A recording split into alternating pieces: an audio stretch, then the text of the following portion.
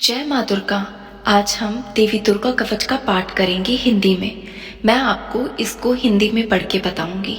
दुर्गा कवच का पाठ करने से शरीर के समस्त अंगों की रक्षा होती है। यह पाठ संपूर्ण आरोग्य का शुभ वरदान देता है। यह बहुत ही गोपनीय पाठ है। इसे बहुत ही पवित्रता के साथ करना चाहिए। तो शुरू करते हैं।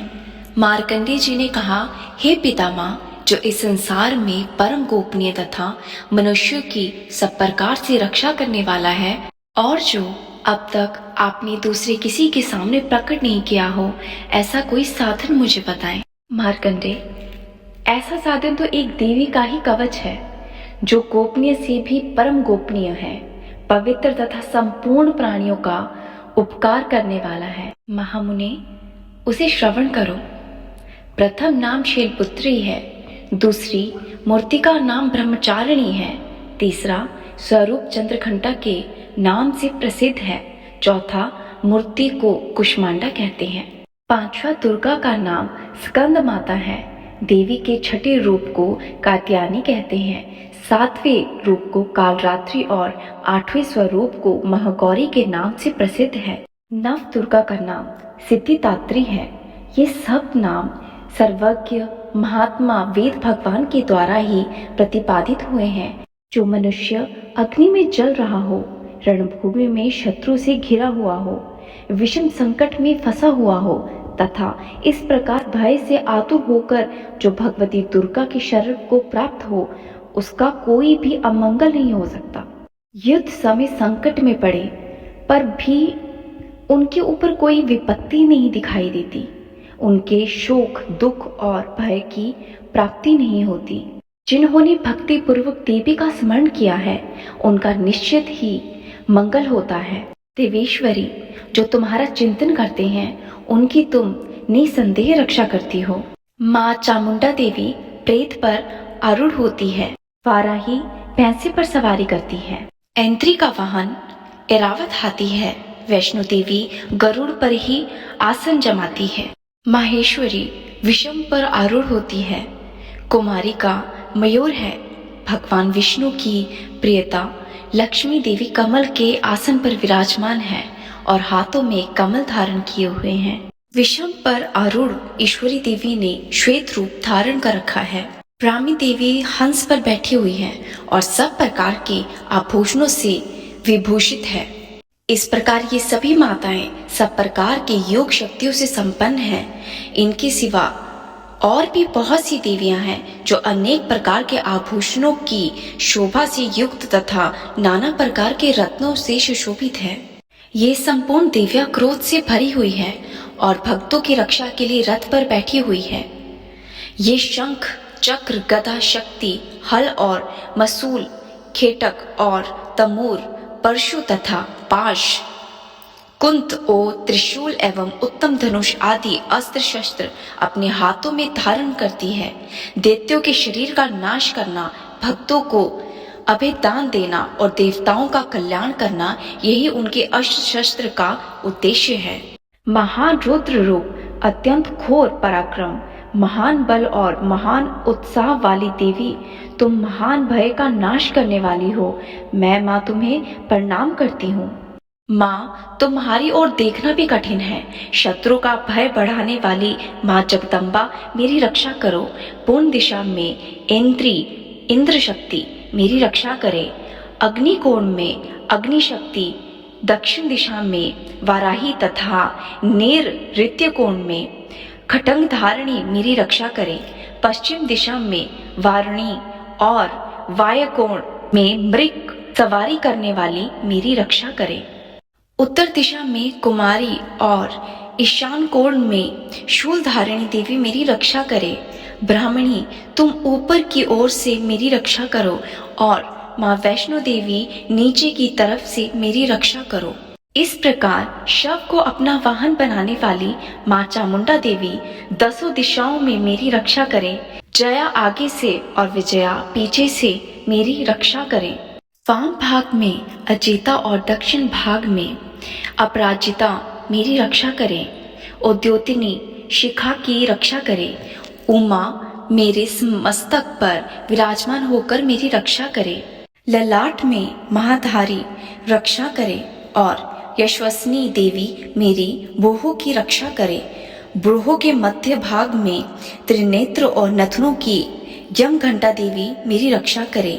नासिका में सुगंधना और ऊपर के होठों में चिरचिका देवी मेरी रक्षा करे। नीचे के होठों में अमृत कला तथा जड़ा में सरस्वती माँ मेरी रक्षा करे। कुमारी दांतों की और चामुंडा कंठ प्रदेश की रक्षा करे। चित्रघंटा गले की घाटी और महामाया तालु की रक्षा करे। कामाक्षी ठोडी की और सर्वमंगला मेरी वाणी की रक्षा करे। भद्रकाली ग्रावी में और धनुधारी पृष्ठवंश मेरुदंड में रहकर मेरी रक्षा करे। कंठ के बाहरी भाग में नीलग्रावी और कंठ की नली में नलकुबरी रक्षा करे। दोनों कंधों में खंडगिनी और मेरी दोनों भुजाओं की वज्रधारिणी मेरी रक्षा करे। दोनों हाथों में दंडनी और उंगलियों में अंबिका मेरी रक्षा करे। शूलेश्वरी नखों में रक्षा करे। कुलेश्वरी कुक्षी पेट में रहकर मेरी रक्षा करे। महादेवी दोनों स्तनों की और शोक विनाशिनी देवी मन की रक्षा करे। ललिता देवी हृदय में और शूलधारिणी उदर में रहकर मेरी रक्षा करे। नाभि में कामिनी और गृहा भाग की कुरेश्वरी रक्षा करे।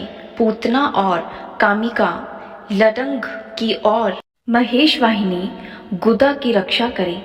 भगवती कटी भाग में और विधेय वासनी घुटनों की रक्षा करे। संपूर्ण कामनाओं को देने वाली महाबला देवी दोनों पिंडलियों की रक्षा करे। नारसिंही दोनों घुटियों की और तेजसी देवी दोनों चरणों के पृष्ठ भाग की रक्षा करे। श्रीदेवी पैरों की उंगलियों में और तलवासिनी पैरों के तलुओं में रहकर मेरी रक्षा करे। अपनी दाढ़ों के कारण भयंकर दिखाई देने वाली दंशाटाकारणी देवी नखों की और उदर्व केशनी देवी केशों की रक्षा करे। रोमावलियों के क्षेत्रों में कुबेरी और त्वचा की वांगेश्वरी देवी मेरी रक्षा करे। माँ पार्वती देवी रक्त मंजा वसा मांस हड्डी और मेद की रक्षा करे। आंतों की काल रात्रि और पित्र की केटेश्वरी मेरी रक्षा करे। मूलाधार आदि कमल कोशों और प्रवादी देवी और कफ में चामुंडामणि देवी स्थित होकर मेरी रक्षा करे। नख के तेज की ज्वालामुखी रक्षा करे।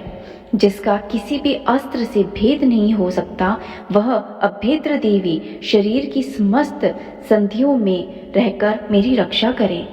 ब्राह्मणी आप मेरे वीर्य की रक्षा करें। छतेश्वरी छाया की तथा धर्मधारिणी देवी मेरे अहंकार मन और बुद्धि की रक्षा करें। हाथ में वज्र धारण करने वाली वज्रहस्ता देवी मेरे प्राण अपान व्यान उदान और सम्मान वायु की मेरी रक्षा करे।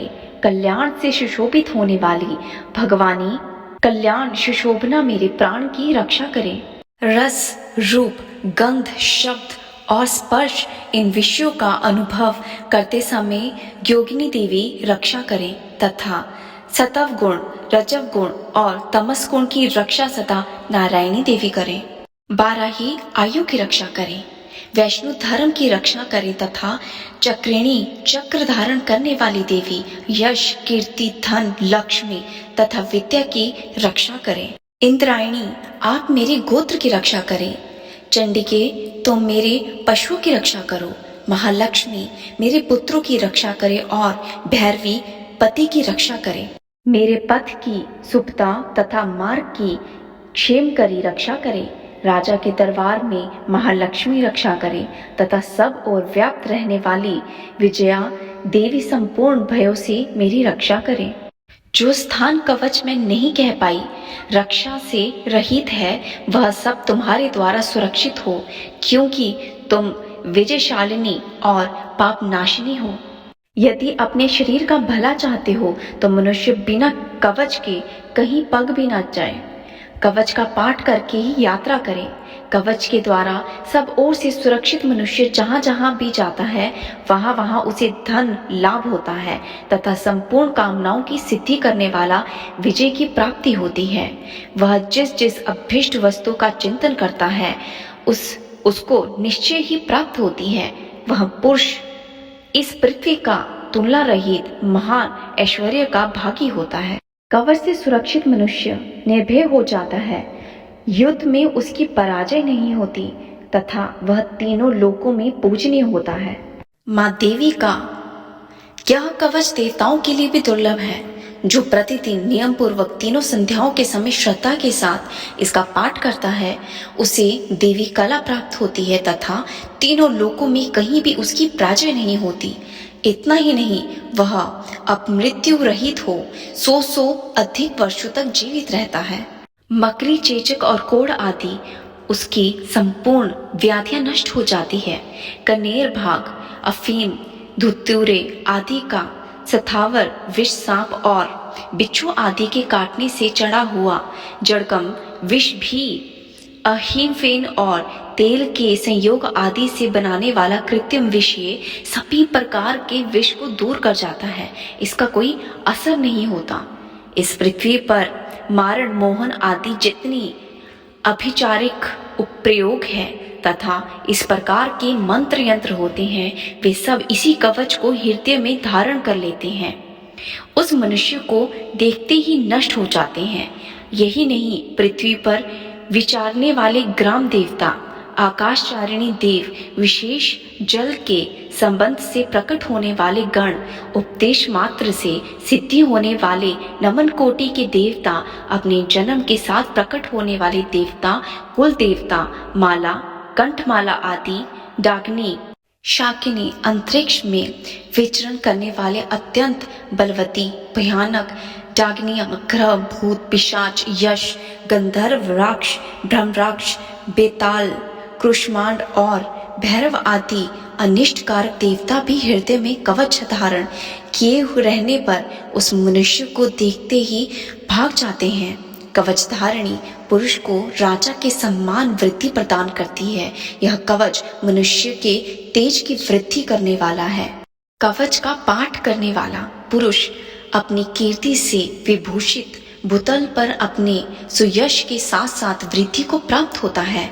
जो पहले कवच का पाठ करके उसके बाद सप्तशत चंडी का पाठ करता है उसकी जब तक वन, पर्वत और कानूनों सहित यह पृथ्वी टिकी है तब तक यहाँ पुत्र, पौत्र आदि संतानें परंपरा बनी रहती है।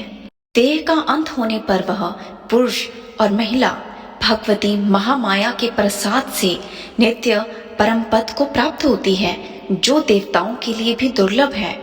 वह सुंदर दिव्य रूप धारण करता है और कल्याण शिव के साथ आनंद का भागी होता है। ऐसा दुर्गा कवच ना आपने कभी सुना होगा और अगर सुना होगा तो बहुत कम लोगों ने सुना होगा। अगर आप निरंतर रोज इस कवच का पाठ करते हो तो आपके जीवन की हर समस्याओं का अंत हो जाएगा।